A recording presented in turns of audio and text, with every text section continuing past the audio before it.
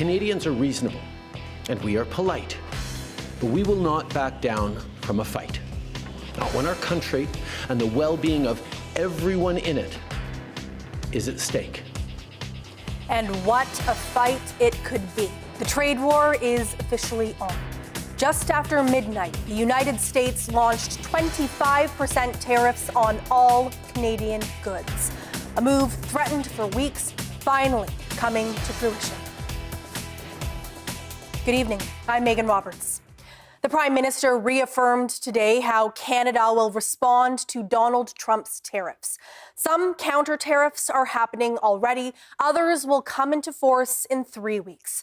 Ashley Burke starts our coverage tonight from Ottawa. The Prime Minister defiant with a message aimed directly at Donald Trump.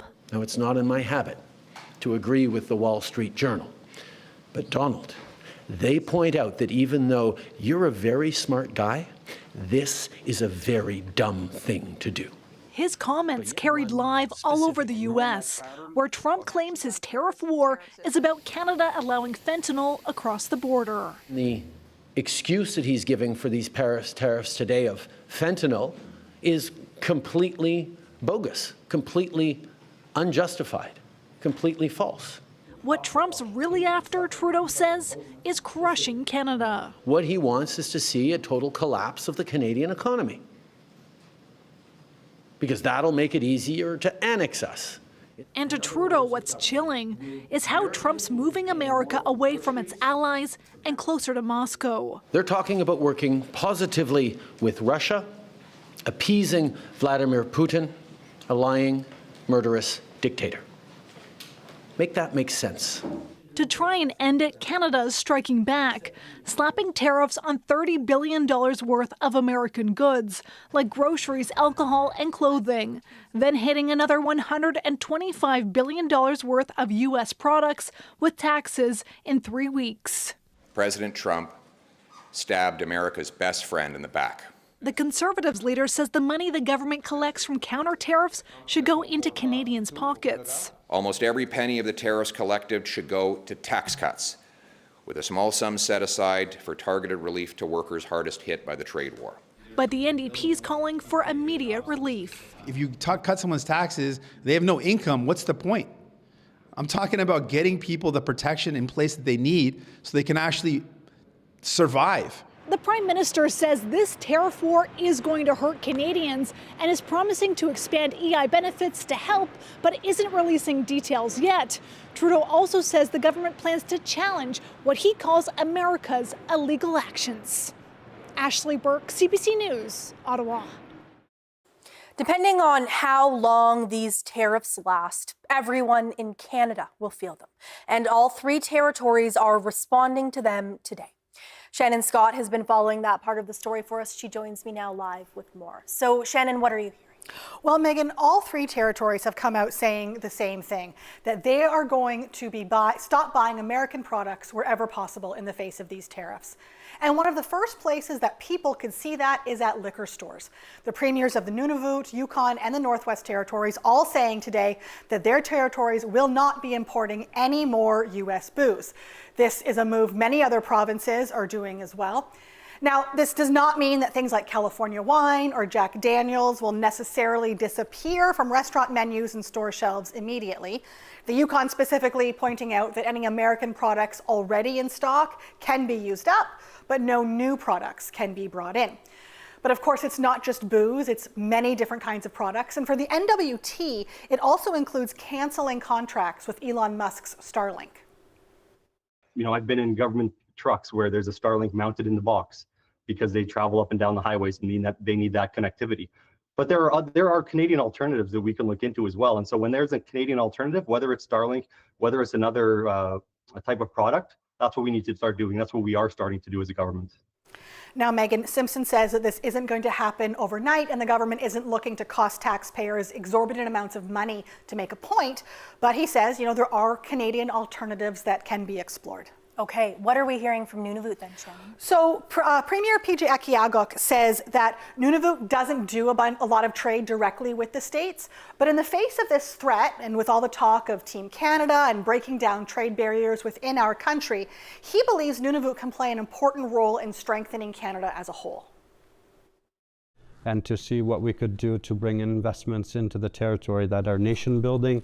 So it's whether it's infrastructure like the Arctic Security Corridor, which is the Grays Bay Road and Port project, that could be dual use infrastructure that opens the market for critical minerals, but also serves the Canadian Coast Guard or the Navy to assert our sovereignty.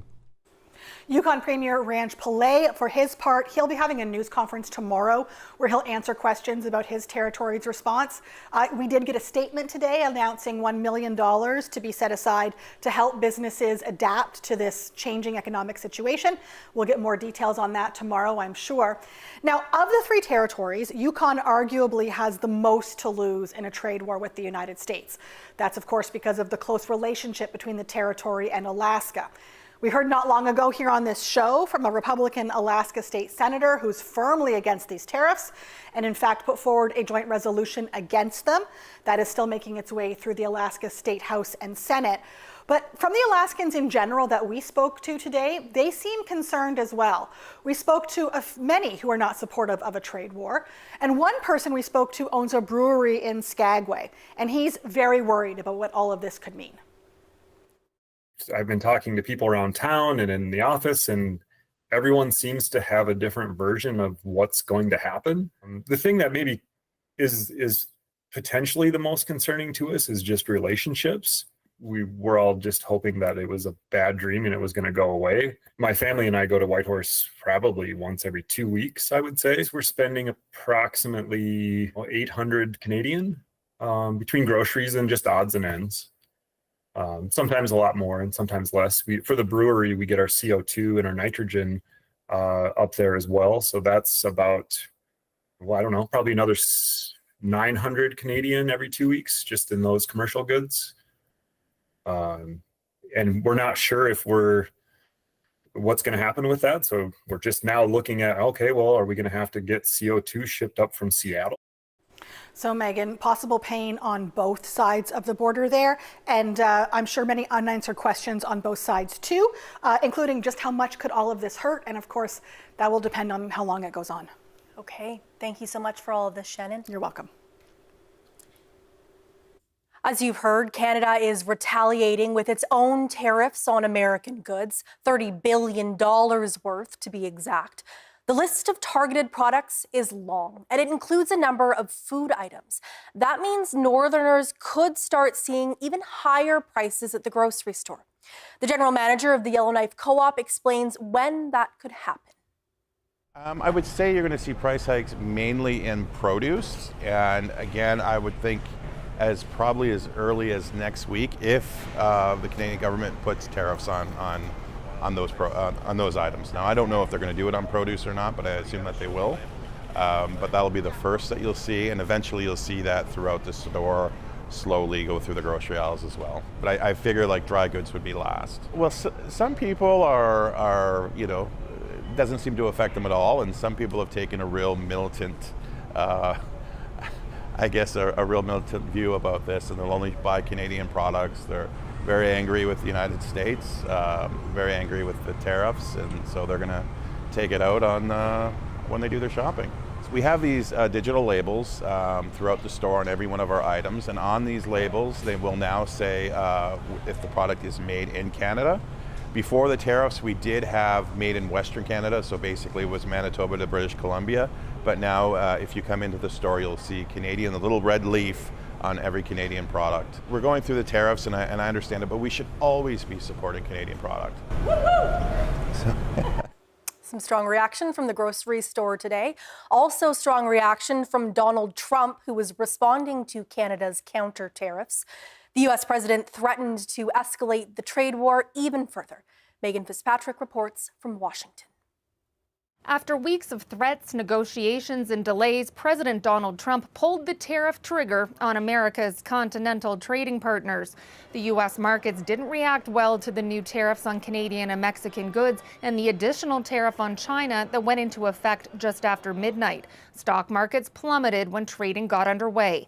Trump pays close attention to the markets, and it seems he was also tuning in to Prime Minister Justin Trudeau's news conference where he announced Canada's plan to retaliate. Soon after it finished, the president wrote on social media, "Please explain to Governor Trudeau of Canada that when he puts on a retaliatory tariff on the U.S., our reciprocal tariff will immediately increase by a like amount."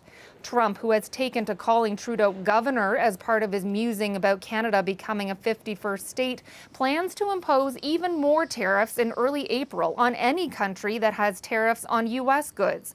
Those measures will layer on top of today's tariffs and on top of planned tariffs on steel and aluminum coming into effect next week.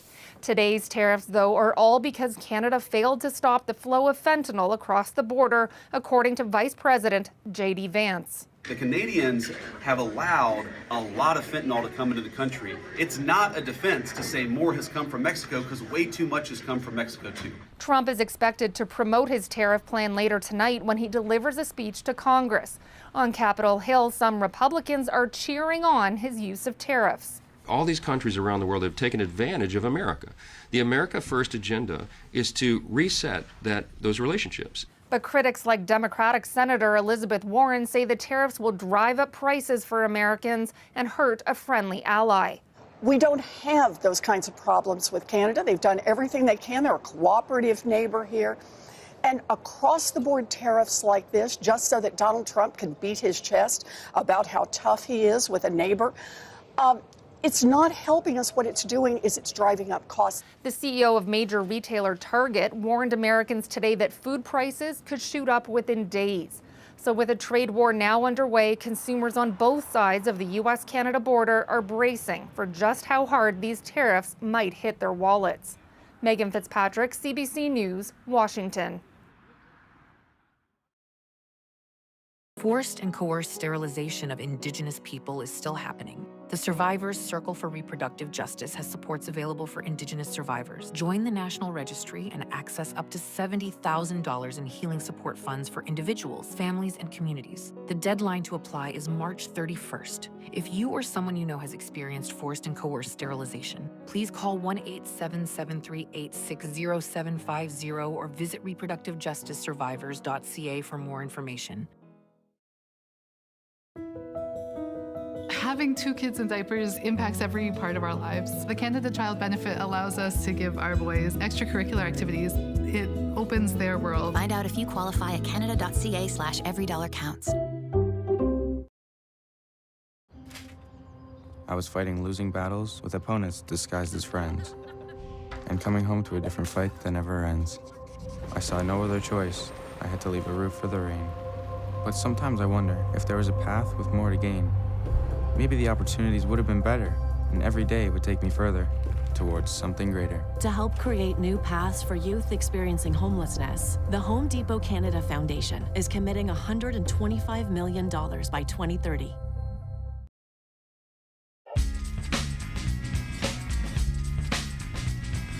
Why don't throw in first base at the sun? Put myself between the ball. Now I'm running, now I'm jump. Now I'm running like a flaming pig. Escaping off the attitude. Oh man, eating all my food. Don't be kind, don't be rude. Just shake your boots and let it all get loose.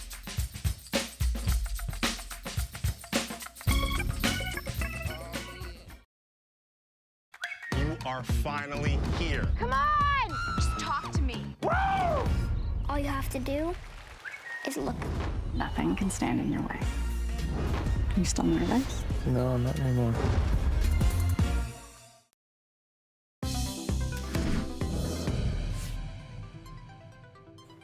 Nunavut MLAs are worried about water infrastructure, specifically whether communities have enough of it.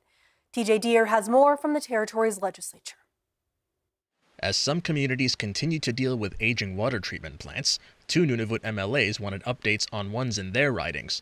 Agu MLA Joanna Kwasa wanted to know more about the plans for a new plant in Igloolik. What actions will need to be taken to ensure that the construction of a new water treatment plant for Igloolik is added to the government's 5-year capital plan? Community and Government Services Minister David Johannesy. We do go through a process of identifying funding towards the highest capital needs. After learning that the contractor for Clyde Rivers plant is still in the planning stage, Ukumiut MLA Mary Kalikti referenced the proposed deep-sea port in Kikitajuak. This project will have significant impacts on the community in respect to increased economic activity and experience more visitors. When asked how the community's infrastructure can cope, Johannesy said hamlets look at factors such as population growth on how to get the best quality product. Both MLAs say the need for replacement water plants is urgent. TJ Deer, CBC News, Iqaluit. A legal battle over the budgets of independent officers of the Yukon Legislative Assembly is over, with a judge finding in favor of the government. Monday's ruling is a loss for the territory's ombudsman and child and youth advocate who filed the petition. Chris Windeer explains. In an oral decision, Justice Edith Campbell ruled the Financial Administration Act takes precedence. That law contains what's called a paramountcy clause. It means the Financial Administration Act outweighs any other law in the event of a conflict. So what this ruling means is the Finance Department can edit the budgets of the independent officers. Campbell found that the Ombudsman and Child and Youth Advocate Acts were set up to provide those offices with greater financial independence, but she ruled those laws contain no language that explicitly exempts them from the Financial Administration Act. Ombudsman Jason Pedler says he's disappointed by the ruling, but he says he understands Campbell's reasoning. I think we will be presenting to the Member Services Board the need for this clarity. And so this is just a technicality, a conflict of the acts, and we want our Ombudsman Act and Child Youth Advocate Act amended as soon as possible to deal with the issue. Still, Campbell said the independent officers brought an important issue before the courts. She says there is a need for more clarity, but it's up to the legislature to change the rules. Child and Youth Advocate Annette King says that's the bright side to the ruling. Well, we've been dealing with uncertainty in our budgets for the last several months, and we needed this decision to be able to know our next steps forward in this path. And now we do know. It's up to the Legislative Assembly to correct the gaps in the legislation. In a statement, the Cabinet Office says it's pleased with the ruling. Chris Windeer, CBC News, Whitehorse.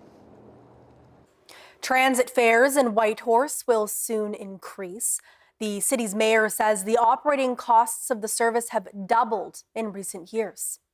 Right now, a single bus ride costs $2.50. That price has been in place since 2008. The city will increase fares to $3.50 on July 1st. That represents a 40% increase. The issue was hotly debated at last week's City Council meeting. A motion to gradually increase the price was voted down. The mayor of Whitehorse says the priority is fiscal restraint. Because we're in what I will call it a squeeze here. So our administration has to balance the budget. So we had to look at quite a range of variables to get to a balanced budget that would deal with the fact that we don't want to increase taxes too dramatically.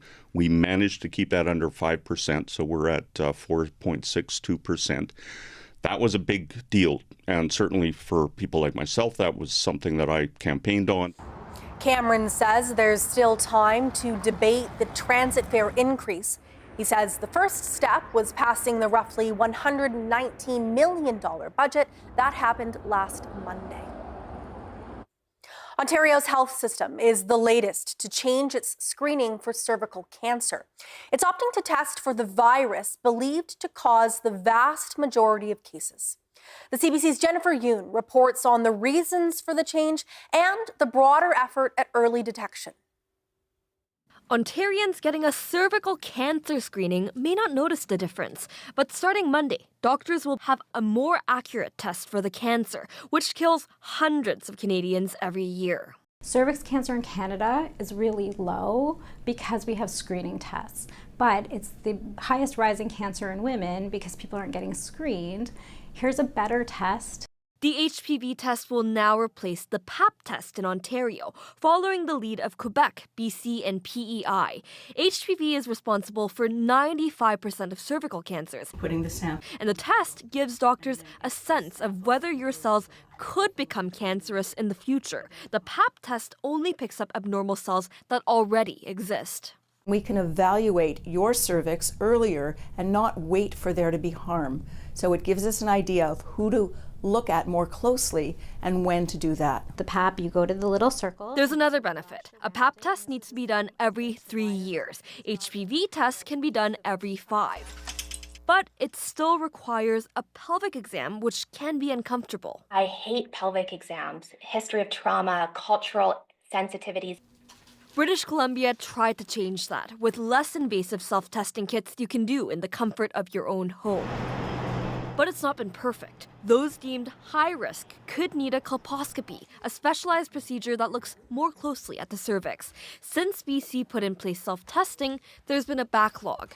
We have been experiencing increase in wait times to colposcopy as a result of the surge in screening and the surge in positive results. Despite that, BC's program director says self-testing does work. It's accessible and accurate. Health officials in Ontario say they're looking at making self-tests widely available once they have more data. Jennifer Yoon, CBC News, Toronto.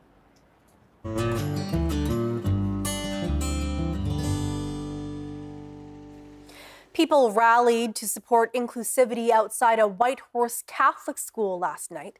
It happened ahead of a school council meeting and on the heels of the school's principal stepping away from her position.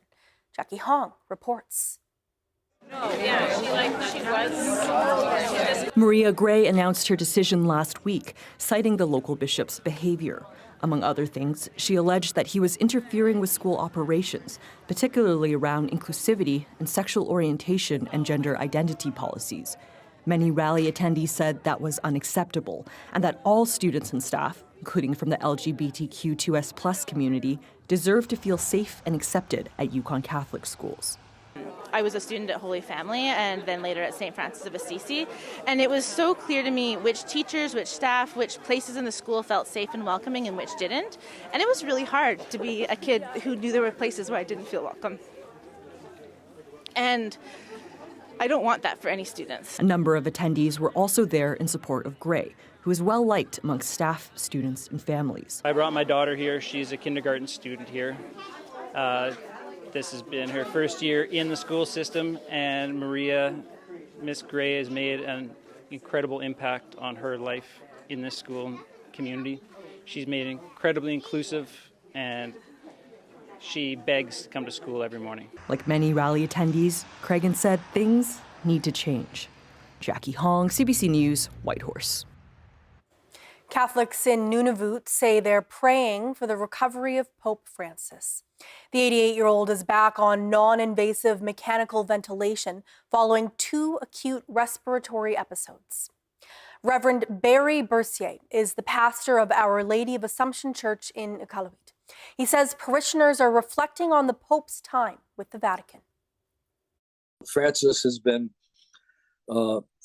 sort of a man of the people. His emphasis has been on care for the poor, social justice, and that's had an effect on the attitudes of the church. What will the next guy be? That would be the question that some of us have.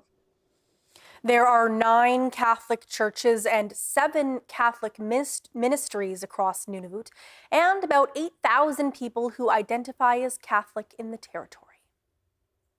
The opening of the Islamic Center in Yellowknife is delayed again.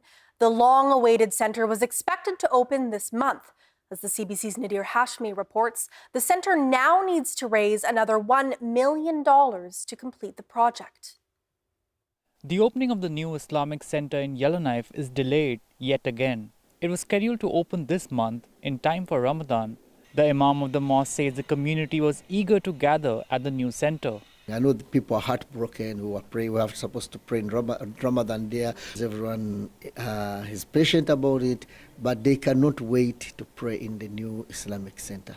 Yellowknife has been without an Islamic center since 2019. The previous one in Old Town was demolished to make room for the new center. The Canadian chapter of the Islamic Society of North America co-funded the new project. Organizers say the project has been hampered by rising costs and construction delays. He says the center is about 70 to 80% complete. The costs have more than doubled since construction began almost 3 years ago, from $2.5 million to $6.5 million. The cost has been the most challenging part. Working with construction in Yellowknife is very different than in some other parts of the country. Another official says they're still about $1 million short. He says the logistics of building in the north have been a key factor in rising costs. If you were to break it down to two things, it would probably be the delays and the ballooning of costs came right down to the shorter construction period, the weather, and just manpower for a highly custom-natured project like this. Hussain says they're actively raising funds nationally, but he hopes for a final push from the Yellowknife community to cover some of the remaining costs. I would say about $400,000 to $500,000, about half that cost, and that would cover interior millwork and the carpet and painting and all the other aesthetic elements that go into this project. With the ongoing construction, he remained optimistic that the center will open by August or September. Nadir Hashmi, CBC News, Yellowknife.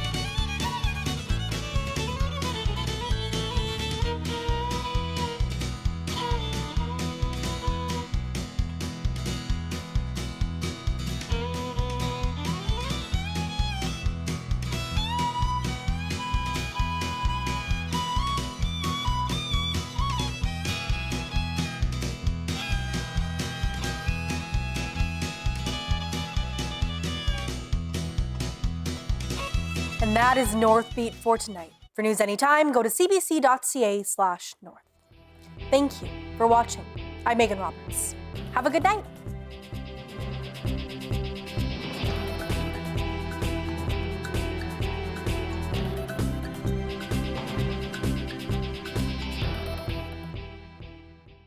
In your once stolen vehicle in West Africa. That is crazy. Jumped in the car and then off they went. I want my truck back. 300% increase in auto theft. 300%. It's organized crime, well financed. They are selling vehicles that are insecure. They're working on it. We hear that from a lot of automakers. Yeah. We think we found your car. Oh my goodness.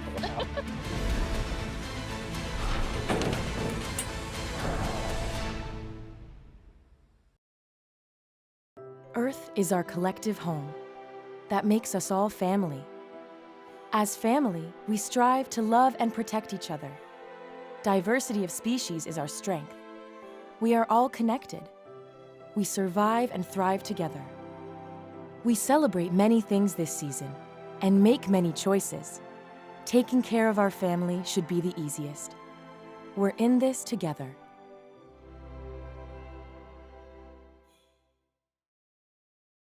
One good scheme deserves another. Stay on him. I feel we may be in for a challenging few days. Cheers. Cheers.